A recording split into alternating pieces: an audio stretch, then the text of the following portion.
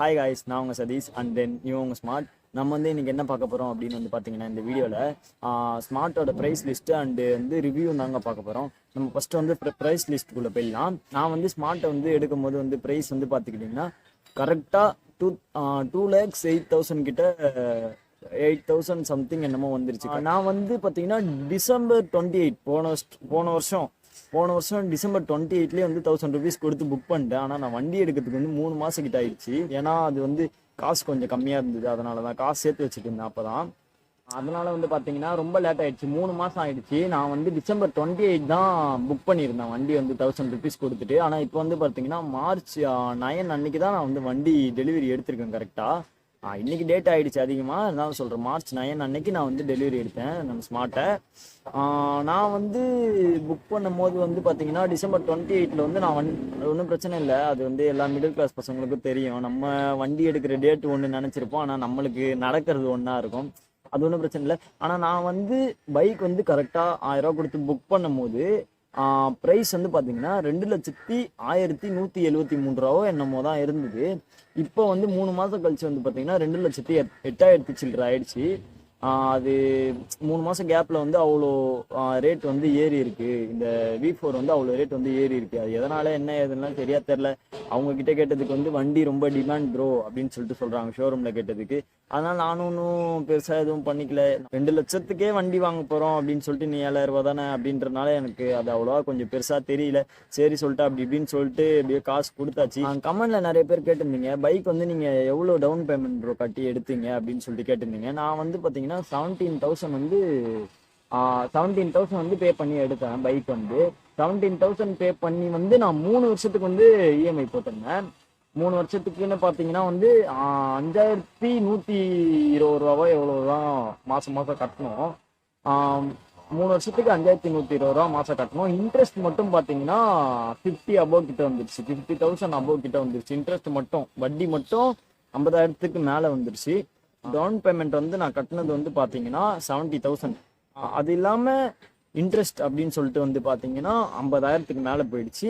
மாதம் வந்து பார்த்தீங்கன்னா 5,120 ரூபாவோ எவ்வளோ, 5,050 ரூபா, 5,120 ரூபா அவ்வளோதான் கட்டணும். 3 வருஷத்துக்கு போட்டிருக்கேங்க. நான் வந்து பார்த்தீங்கன்னா அது கொஞ்சம் பெருசு தான். ஏன்னா 3 வருஷத்துக்கு போட்டிங்கன்னா எல்லாரும் சொல்லுவாங்க வண்டி வந்து பழசாயிடும் ப்ரோ அப்படி இப்படி சொல்லுவாங்க. ஆனால் வண்டிலாம் பழசாகிறதுலாம் நம்ம வச்சுக்கிறத பொறுத்து தான் இருக்குது. நான் அதெல்லாம் பொறுப்பாக பார்த்துக்கலாங்க, அதெல்லாம் ஒன்றும் பிரச்சனை கிடையாது. அதனால் யோசிச்சு எடுங்க. ஏன்னா வந்து பார்த்தீங்கன்னா இப்போ வந்து இந்த வண்டி வந்து பவர் அவ்வளோவா கிடையாது. மோஸ்ட்லி இப்போ நிறைய பேர் வந்து பவர் ரொம்ப பிடிக்கும். இப்போ கொஞ்சம் நல்லா ஓட்டுறவங்க அப்படின்னு சொல்லிட்டு பார்த்தீங்கன்னா அவங்க வந்து பவருக்கு நிறைய ஆசைப்படுவாங்க. இந்த வண்டியில் வந்து பவர் வந்து சுத்தமாக கிடையாதுன்னா எப்படி சொல்கிறேன்னா, V3 கம்பேர் பண்ணும்போதே இந்த வண்டியில் பவர் கிடையாது. நீங்கள் ஆர்சிலாம் ஓட்டிட்டு இந்த வண்டி எடுக்கிறீங்க அப்படின்னா உங்களுக்கு வந்து ரொம்ப ட்ராபேக்காக இருக்கும். ஏன்னா இது வந்து மைலேஜ் வண்டின்றனால, மைலேஜ் தர வண்டி அப்படின்றனால வந்து பவர் வந்து ரொம்ப கம்மியாக தான் இருக்குது. ஒரு வாரம் ஆயிடுச்சு நான் வந்து வண்டி ஓன் பண்ணி.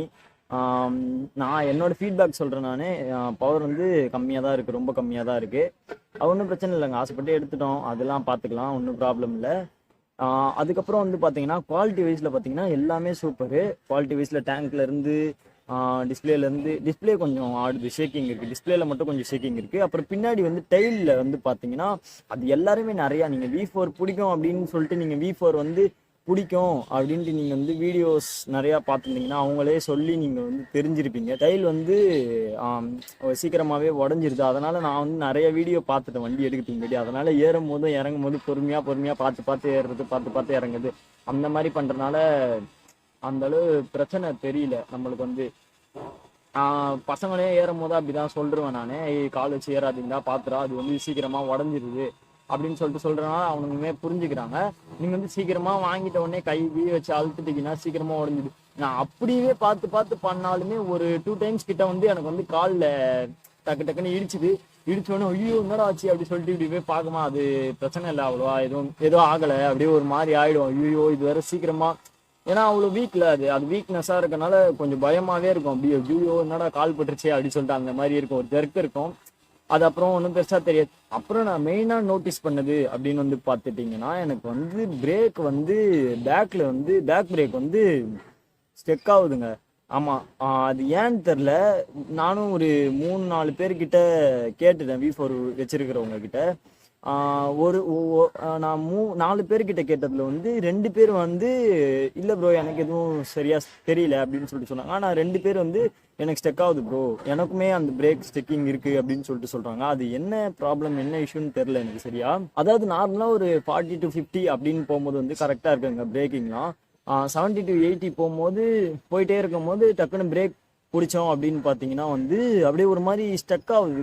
ஒரு மாதிரி எப்படி சொல்றதுன்னா அப்படியே டக் டக் டக்குன்னு அப்படி கியர் கட் பண்ணும்போது ஒரு மாதிரி உங்களுக்கு ஃபீல் ஆகும்ல, அந்த ஃபீல் வந்து பிரேக்கிங்ல இருக்கு. அது ஏன்னு என்னால் சரியாவே தெரியல எனக்கு. அப்புறம் நான் வந்து ஃப்ரண்ட் பிரேக் வச்சு தான் அட்ஜஸ்ட் பண்ணுறேன். அது ஃபர்ஸ்ட் சர்வீஸ் விடும் போது தான் அவங்க கிட்ட வந்து கேட்கணும். அது எனக்கு கொஞ்சம் பயமாகவே இருக்குது. அது எப்படி என்ன எதுன்னு சரியாக தெரியாமல், அதனால் நான் பேக் பிரேக்காக அவ்வளோ யூஸ் பண்ணுறது கிடையாது. ஃபர்ஸ்ட் சர்வீஸ் விடும் போது தான் அப்படியே கேட்டுக்கலாம் அப்படின்னு சொல்லிட்டு வெயிட் பண்ணிட்டு இருக்கேன்.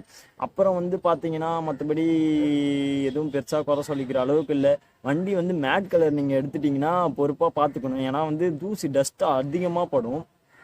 வண்டி நீங்கள் சும்மா இப்போ தான் தொடச்சிட்டு வைப்பீங்க, நீங்கள் சும்மா தொடச்சிட்டு அந்த பைக் கவர் எடுத்து போத்தலாம் அப்படின்னு சொல்லிட்டு பார்ப்பீங்க, அதுக்குள்ளே மறுபடியும் அவ்வளோ டஸ்ட்டு படிஞ்சிரும். மேட் கலரை பொறுத்தவரை அப்படிதான். மெட்டாலிக் கலர்ஸில் வந்து உங்களுக்கு அந்த அளவு இருக்காது. ஏன்னா வந்து அது கிளாஸியாக இருக்கிறதுனால அந்த டஸ்ட் வந்து படிஞ்சதுன்னா உங்களுக்கு தெரியாது. மேட் கலரில் வந்து அப்படியே ரொம்ப இதுவாக ப்ராப்பராக நீங்கள் பார்த்துக்கணும்.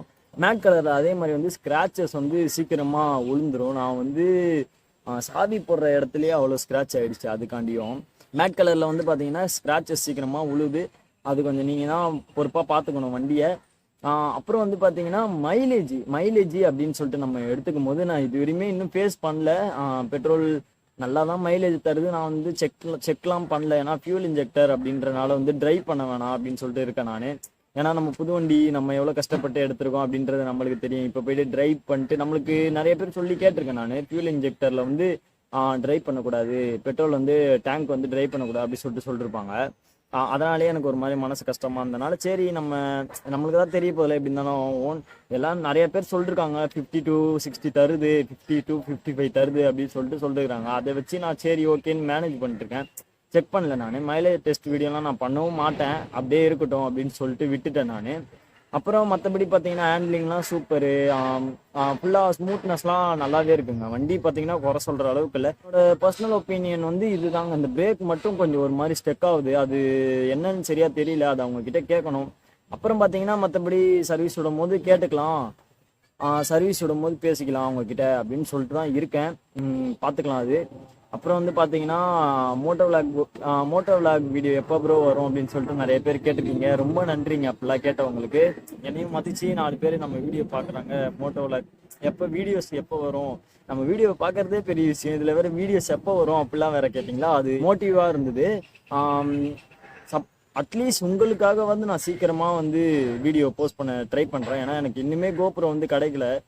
கோப்ரோ 8 இப்போ போய் பார்த்தா 8 வந்து ஸ்டாக்கே இல்லை அப்படின்னு சொல்லிட்டாங்க. அதான் ரொம்ப கஷ்டமாக இருக்குது. கோப்ரோ 9 வந்து பார்த்தீங்கன்னா 32 கிட்ட வருது.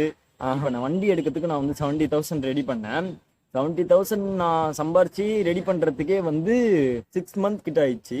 இன்னுமே 30,000 ரெடி பண்ணணுமா, அதான் என்ன பண்ணுறது சரியாக தெரியல எனக்கு.